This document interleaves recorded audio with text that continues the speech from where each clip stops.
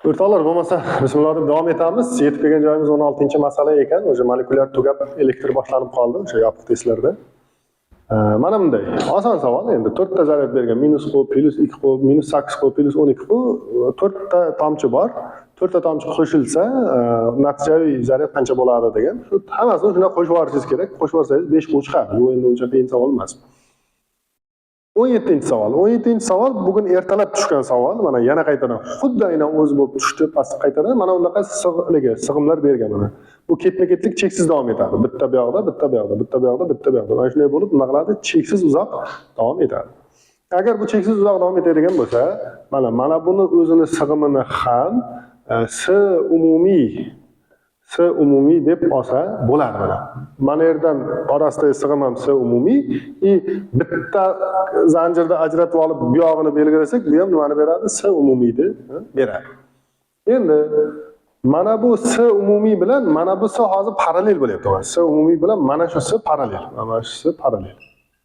Parallel bo'lganda ikkalasini qo'shamiz mana. S umumiy qo'shilgan S. Va o'sha narsaga mana bu S ketma-ket bo'lyapti. Mana bu S ketma-ket.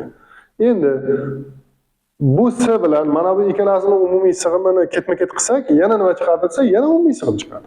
Mana S umumiy bilan S'ni parallel qilib, unga mana bu S'ni ketma-ket qilsak, yana bizga nimani beradi? S umumiyni beradi. Ketma-ket ulaganimizda bilamiz-ku, S1 qo'shib ko'paygan S2, S1 ko'paygan S2 taqsim S1 qo'shilgan S2 bo'ladi.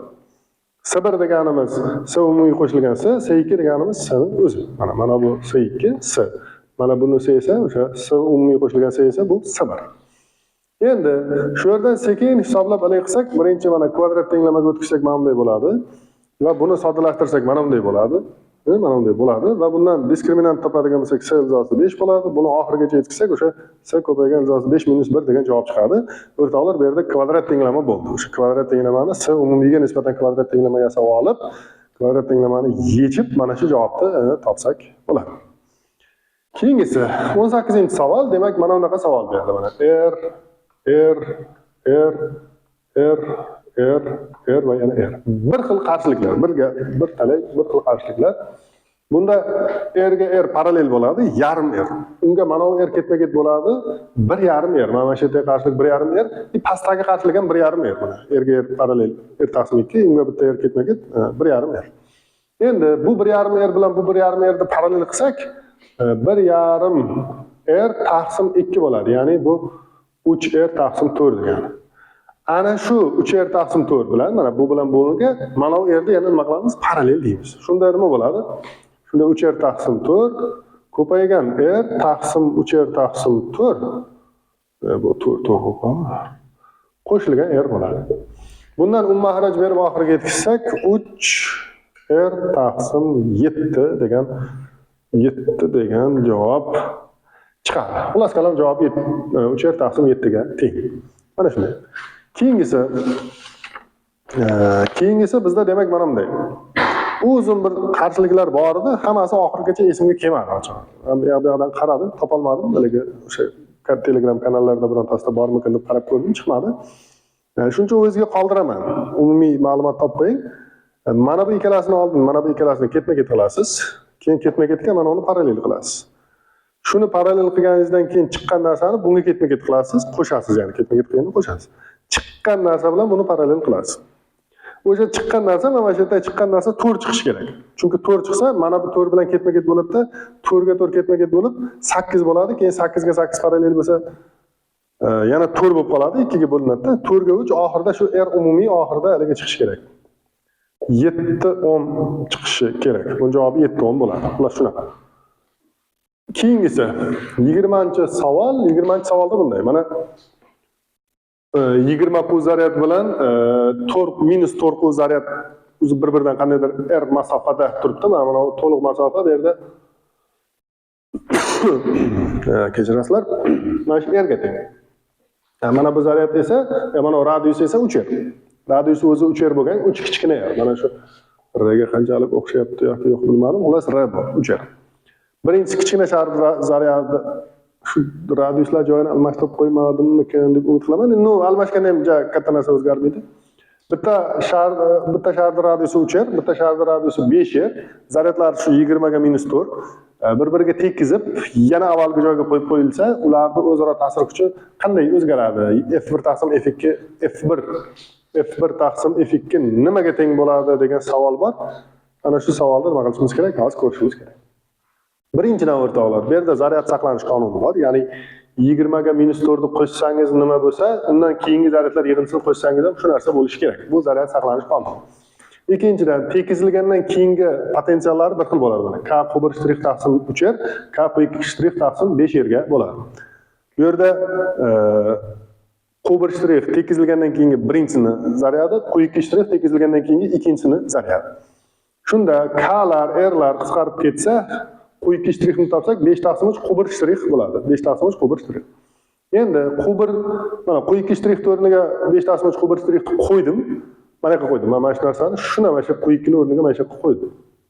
Qo'yganimda 8 qubiy shtrix taqsim 8 qubiy shtrix taqsim 5 chiqdi. 8 qubiy shtrix taqsim 5 chiqdi. Endi qarang mana. 20 ga 4 16. 16 ni oldiga 5 ko'payish bo'lib chiqadi. 16 ko'paygan 5 taqsim 8 bo'ladi. Mana taqsim 8. Bundan 10 quv chiqadi. Qubiy shtrix demak nima ekan? 10 quv ekan. Agar qubiy shtrix 10 quv bo'lsa, bu degani qubiy shtrix 6 quv degani. Chunki mana bu 16 quv o zaman yig'inda qancha bo'lyapti bizda? 16 quv bo'lyapti. 16 quv bo'lsa, demak 10 quvsi birinchisiga bo'lsa, 6 quvsi ikkinchisiga bo'ladi. Endi F1 taqsim F2 ga o'tsak ham bo'ladi. Mana F1 taqsim F2 degani mana K ko'paygan 20 quv ko'paygan 4 quv taqsim R kvadrat. Bilasiz, zaryadda modul bo'ladi. Shuning uchun minusni yozib o'tirmadim. F2 degani mana K ko'paygan 10 quv ko'paygan 6 quv taqsim R kvadrat. O'sha taqsimni tepaga chiqib ketdi. Chunki F1 dan F2 ga bo'lyapmiz. Shundan qisqaradiganlar qisqartirsak 4 taqsim 3 degan javob kelib chiqadi. Keyingisi. Demak, 21-savol bunaqa. Bitta o'tkazgich bor, spiral. U avval muzga tushirilgan. Muzga tushirilib, unga kuchlanish berilganda 35 mA tok o'tgan. Keyingi safar u qaynab turgan suvga tushirilgan. Qaynab turgan suvga tushirilganda undan o'tayotgan tok 25 mA bo'lgan. Agar muzga tushganda sovuq bo'ladi, sovuq bo'lganda qarshilik kam bo'ladi, tok ko'proq bo'ladi. Qarang 35 bo'lyapti. Keyingi safar qaynoq suvga tushganda o'sha harorat ortgan uchun qarshiligi ortadi-da, shuning hisobiga uni qarshiligi ortgan uchun toki kamaygan. 35 dan 25 gacha nima qilgan? Kamaygan. Endi R2 ni R1 ga bo'lib bersak, R2 ni R1 ga bo'lib bersak, 35 taqsim 25 bo'ladi. 35 taqsim nima bo'ldi? 25 bo'ldi. Endi ular chiqarib ketdi. Keyin mana bu R2 degani R01 plus alfa ko'paygan 100. Bu bilsangiz formula bor o'zi. R barobar R01 plus alfa T degan. Qaynoq suvning harorati 100 gradus, eriyotgan muzda o'sha eriyotgan suvning muzning harorati 0 gradus bo'ladi. Men shuning uchun 0 va 100 qo'ydim. 0 va 100 qo'ydim. Pastni tepaga bo'lib olganimizda tepada o'sha R0 lar qisqarib ketadi. 1 plus alfa ko'paygan 100 qoladi. 35 ga 25 ga nisbatan 1.4. Mana bu bir minus bo'lib o'tsa 0.4 qolyapti. 100 bo'lish bo'lib chiqsa 4 o'ng ustida -3 degan javob bo'ladi. O'rtoqlar, bu misol ham oldin tushgan. Oldin bu misolni biz ko'rganmiz o'sha. Endi fevralda tushganmidi, qachondir tushgandida, adashmasam biz bu misolning muhokamasini oldin ko'rganmiz. Seni esingda yo'qmi? Mana shu misol qachon tushgan? O'rtoqlar, 22-savol bunday deyapti. Magnit maydonga kirgan zaryadni chastotasi bor va magnit maydon induksiyasi bor deb. Aylanayotgan chastotasi bor, aylanish chastotasi va maydon induksiyasi bor. Bunaqa payti Q'ni ham, M'ni ham topib bo'lmaydi o'rtoqlar. Chunki Q'ni topaman desangiz sizga zaryadning massasi kerak, massani topaman desangiz sizga zaryad miqdori kerak. O'sha zarrani zaryad miqdori kerak. Shuning uchun ikkovining nisbati, ya'ni solishtirma zaryadni topsa bo'ladi. O'sha solishtirma zaryad degani Q taqsim M degani. Q taqsim M topsa bo'linadigan narsa.